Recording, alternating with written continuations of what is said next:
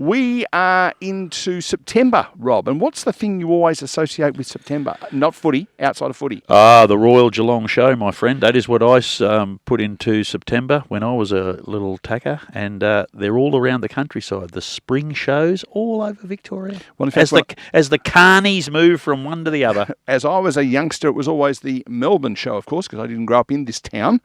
But it's show season. It is. Throughout September and October. And so who better to talk to about how important shows are than the Executive Officer of the Victorian Agricultural Shows. His name is Rod Bowles. Straight to the top. Well done. And Rod is on the telephonic device. Good morning to you, Rod. Yeah, good morning, fellas. How are we going? Going very well, thank you. Now, before we get started about talking about shows, around the grounds for Geelong line marking, the scores in the netball at Huntley, please. At Huntley, in fact, please. Oh, we've just finished the grand final of one team just won by 3 goals, and another one was, about 4 goals ahead and won that division. But there's a couple other games starting, and I've got my daughter playing at about 11:30. So excellent. Underdog or favourite, Rod? Well, they've been on top of the ladder, and they won their way through to the grand final. They've only lost one game for the year, so. Let's hope it keeps that way. Should be favourites, I'd imagine. Excellent. Well, that's the reason we really rang you. We didn't really care about the show. We just thought we had a netball score from Huntley. No, and for those who are wondering, Huntley's just north of Bendigo, where we find you today. The concept of the show, everyone grew up with either the Melbourne show or the Geelong show or their local little town show. We thought we would talk about the importance of shows, agricultural shows, to communities. Tell us a bit about your involvement. Yeah, well, I'm the Executive Officer of the Victorian Ag Shows, which consists of about 105 member societies and field days. So we have the machinery field days as well as members of our organisation.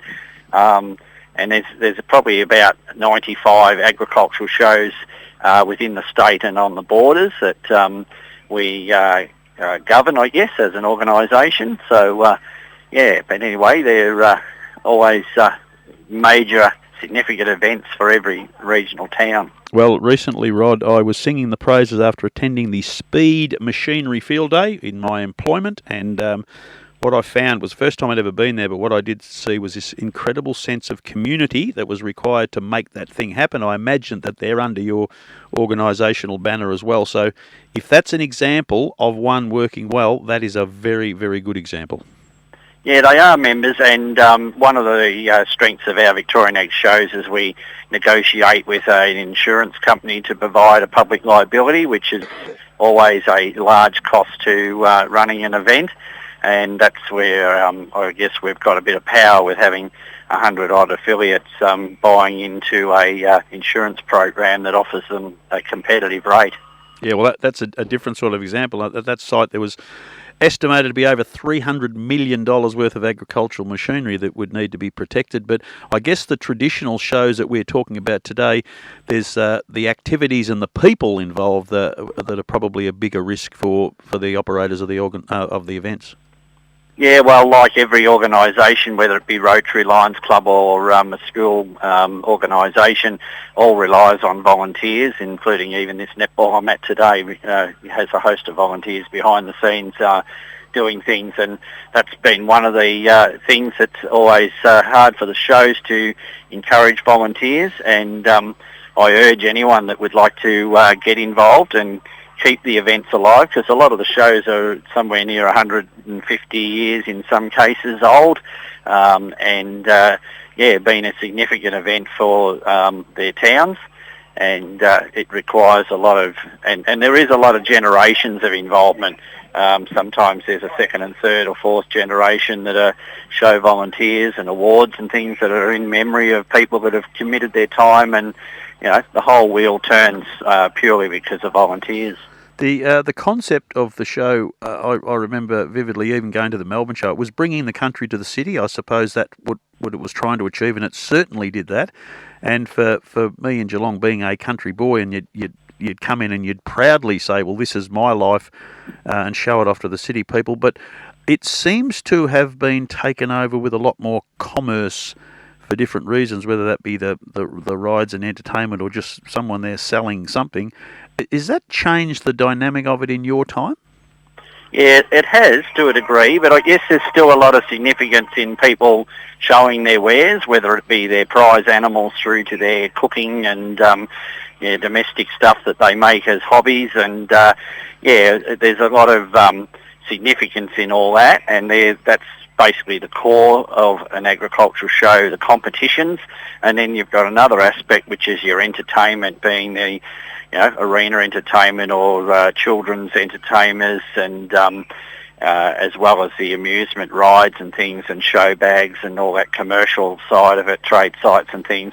I guess the thing that's changed over the years is there's a lot of specialised events, whether it be a food and wine or a craft show or something else in the towns these days, where the show used to be the one big significant event per year. So there is a bit more competition, and you've got your monster truck people, motorbikes and all that go around and hire venues and put on special events and things like that, as and music festivals and things. But the whole package of the show, I've always said, is got something for all ages, from the very little ones that enjoy, getting a ride and a show bag, right through to the older adults that engage in competing in the competitions, and then to the older adults who also enjoy getting on the rides because they're dragged along by their grandkids. Yeah, that's right. And usually grandparents and things encourage and bring exhibitors along to the show in the next generation. So. My sense is, I lived in Charlton for a year, and the Charlton Show was the annual event outside of the grand final on the footy. And the coming together of the community was a really critical aspect to this. And I was talking to someone who during the week, Andrea from up at Horsham, and we were talking about shows, which was what sparked the idea of having you on this morning. And I said, there's got to be a bit of friendly rivalry. Surely, the folk at Charlton go, that the Warwick Bill show might be okay, but have a look at ours.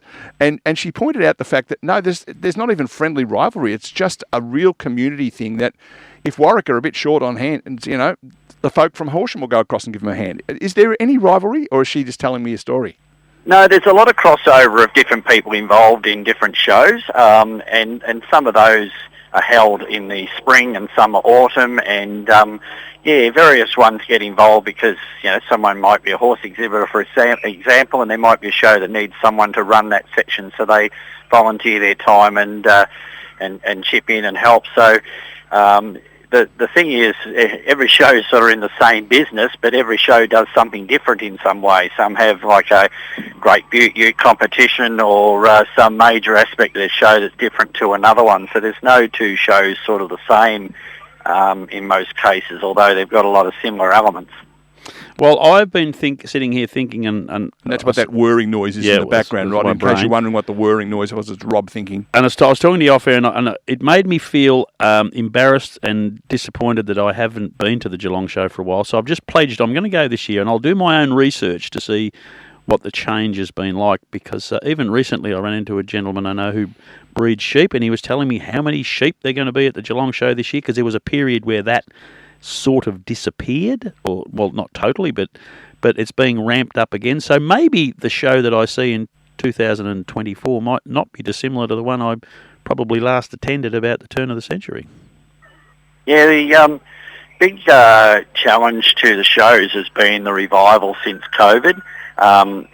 Some of the shows, or most of the shows last season, in particular, had brilliant gate numbers, and we just believe that, straight after COVID, people were craving for that local show that they hadn't seen for some up to 2 and 3, and in some cases 4 years, because there was a number of shows in the north that got flood damage to their showgrounds and things that cancelled their events just only days out from them a couple of years ago. So one of the things we've been heartened with is how much attendance has been at the shows since the lapse of COVID. But in saying that, one of the significant things we've noticed is a number of volunteers have dropped off because they've found other things to do, perhaps during COVID, or just natural causes of people getting a couple of years older and things like that.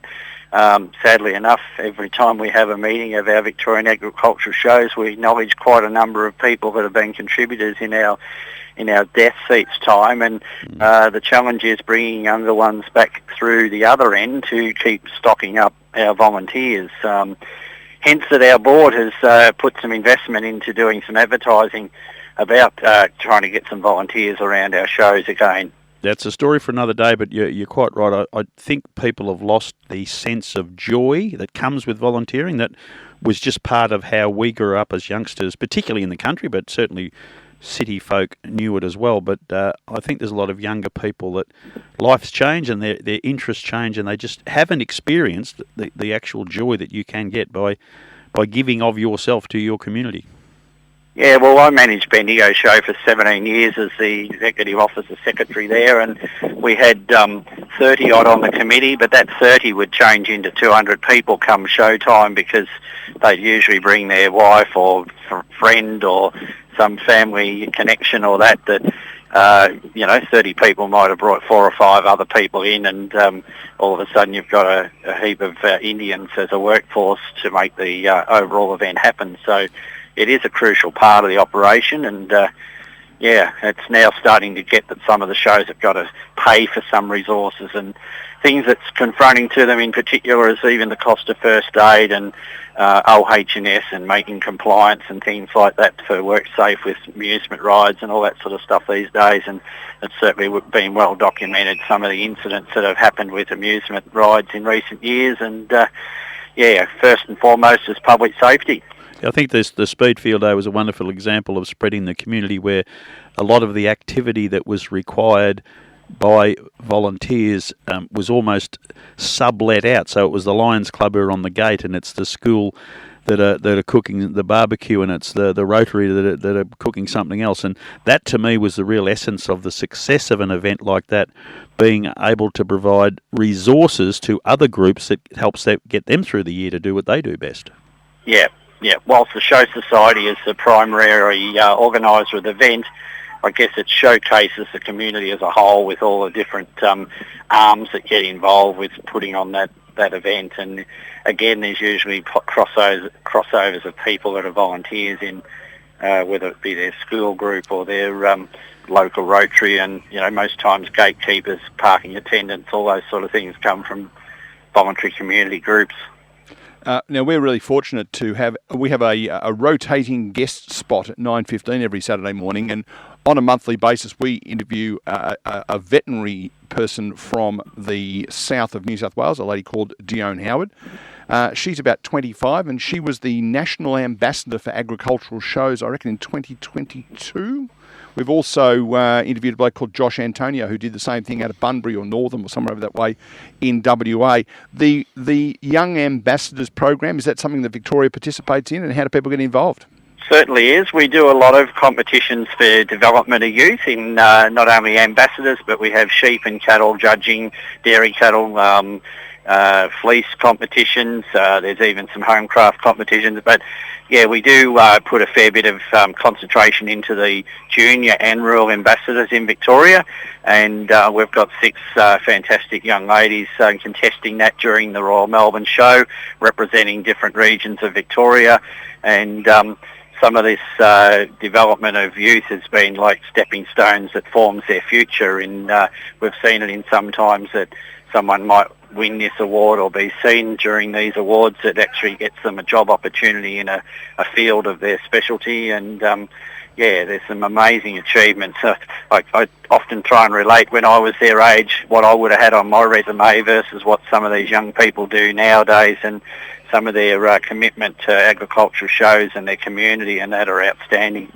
Yeah, back in our day, Rod, we didn't have a resume, did we? Just no such thing. Job. Yeah, no such thing. What's also interesting, and it's created a little bit of humour, I don't want to go into too much of the negative, but the politics of putting together a show where there's so many organisations required, whether it be the showing of the chooks, to the cooking of the cakes, to the arts and craft, and then the sheep and cattle, or the cooking of the chooks. And when it comes to a committee of all of these people involved in their particular spot and where it is on the pecking order of the show, that can be quite interesting. Yeah, well, that was one of my challenges in the role that I used to do, and still I get a range of complaints during showtime about confrontation or that, and the manner in which they conduct themselves. And we've got sadly now code of conducts and social media policies and all these sorts of things that you've had to do just with the change of dynamics in people's attitudes. But in committees, and I always said I liken some of the industries to the people involved with them. Very much so. One of the challenges with the Homecraft ladies was, as you can imagine, a pavilion full of ladies to get along with each other and put on... All armed with knitting needles. Work together and collectively, and the same with even dog people and that. They're very much like their owners. They can be very nice little friendly fellas, and then all of a sudden they can have a snap and a bite occasionally. So, but anyway, that was... Without giving too many secrets away, I would suggest the poultry breeders around Geelong have had a fair share of involvement in some of this. It's been quite funny over the years. Hooks in a pen, they'll peck and fight. Well, he did bring in the expression pecking order before, which I thought was very clever. Yeah. Now, Rod, we are a little bit short on time, so there's a couple of really important questions we need to get answers to. The first one is, we've got people now jumping up and down with their radio in their hand saying, I want to volunteer at my local show. How do they do that? Is there a website they can go to get a list of shows, for example? Our Victorian Ag Shows, which is www.vicagshows.com.au. You can go onto the website there, and there's a whole list of all the shows and the dates and things that they're on, as well as all the contact details of the secretaries that you can directly reach out to those respective shows or turn up at their showgrounds. There also is an opportunity on our website to just email into the info or a member inquiry area there, and we'll receive those and pass them on to the closest show if people want to go on there and say, I'd like to help and make a difference. And we'll follow those up and send them through the respective shows, and hopefully someone will reach out and take them by the hand and give them a job. I know Mildura show in recent weeks, they ran a campaign for volunteers, and they got somewhere near 30 odd volunteers because they were saying their show was starting to look doubtful, and now they've got a lot of people engaged and taking on roles and helping lead that show into a future. So we're always keen, and if you've been an attendee at the country shows and would love to see that survive and be something for the future generations, please step up and give them all a hand, because it's what we need, and just even a few hours can make a big difference. So specifically the Geelong show, because many of our listeners are in this part of the world, they wouldn't say no to a volunteer or five? No way. And I guess, it might be just assisting some of the stewards in helping with doing the results of the cooking, judging, or, doing anything like that, or helping display the items in a showcase, or... there's lots of little jobs that people can do of all abilities. I'd be keen to be in the testing team of the cakes and potentially wines if there was any of that going on. There'll be some of that going on, don't you worry. Here comes the hard question, Rod, and I know the correct answer to this is not, that's like asking me which one of my kids is my favourite. If we had someone who said, I wouldn't mind going away for the weekend, go to a country show, is there one coming up in the next little while that, in a smaller town that people really should go and see? Yeah, well, once we get past, even there's one on today, but in the next few weeks, and particularly during Melbourne show, there's 9 other country shows on the first week of October in the school holidays, and there's up to 7 or 8 shows on most weekends through October and November. We quieten off in December and January, and then there's a few more during late January, February, March. But, if you have a look on our website, once again, they're all listed there, and the dates and things, and if you want to make a little trip to the country, and I know, as I said, I managed Bendigo for years, and there was often people out of Melbourne that would contact me and say, what's there to see at Bendigo, and they do a day trip and come and enjoy the atmosphere of a country show. So, anyone, if they want to... go on our website and have a look where the shows are and pick up one that might be of interest to them to go and have a look. Well, I'm going to the Geelong show this year, for sure. Going to have a look and do a bit of my own research, but there is plenty to see. There's no doubt about that. It's just a time to take a breath, put 2 hours aside. You'll need more, really, but put 4 hours aside. Put the day aside because you want to drive there and back. Yeah, put the day aside. Yeah, righto. There's lots to see. Go and support lots of local community groups that are coming together to put the show on for you and your children and or grandchildren. Yeah. Rod, thanks for taking time out from the netball. A netball score for us, please, before we go.